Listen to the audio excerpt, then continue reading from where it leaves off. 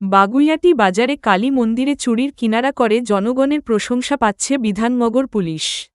বাগুইআটি পত্রিকা ও পুলিশ সূত্রে জানা যায়, গত মাসের শেষ সপ্তাহে বাগুইআটি বাজারের কালী মন্দির থেকে ঠাকুরের গহনা চুরি যায়। সেই ঘটনার তদন্তে নামে বাগুইআটি থানার পুলিশ।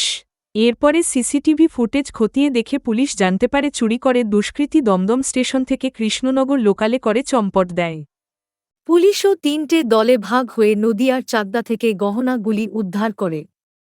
সেখান থেকে যিনি গহনাগুলি গ্রহণ করে তাকে গ্রেপ্তার করে পুলিশ। পাশাপাশি সেখান থেকে চোরকে গ্রেপ্তার করে পুলিশ।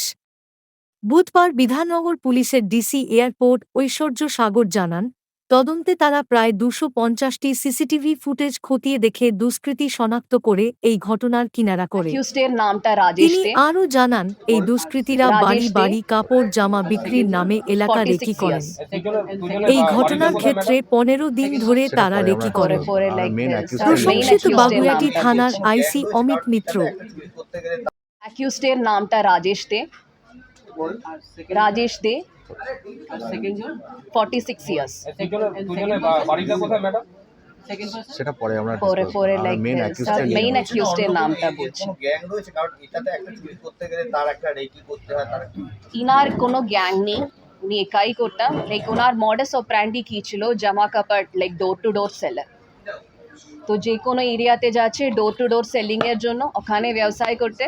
और 15 डेज लाइक রেকি করতাম। যে কোনো এরিয়া সে চুরি হয়েছে 15 डेज কন্টিনিউয়াস রেকি, তারপরে ওখানে ট্যাগ করছে। রিসিভারের নাম কি, যার কাছে বিক্রি করেছিল? এখন বলতে পারবো না। আন্ডার ইনভেস্টিগেশন চলছে, ইনভেস্টিগেশন পার্টি আর কিছু বলবো। কত টাকা পেয়েছিল বিক্রি করে, এবং কিছু পাওয়া গেছে? না, বাকি পুরোটা ইনভেস্টিগেশন প্রসিজার। ম্যাম কোনো ক্যাশ রিকভারি আছে এই ক্ষেত্রে?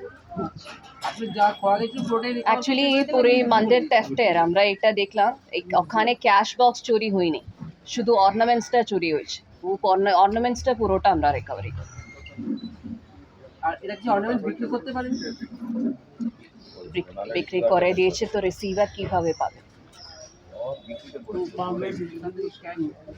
বিক্রিটা কি পুরোটাই করেছিল নাকি? আমাদের ইনভেস্টিগেশন পার্টি থেকে मंदिर कमिटी আছে এখানে। मंदिर कमिटी কে আমরা থ্রু কোর্ট অর্ডার রিটার্ন করি।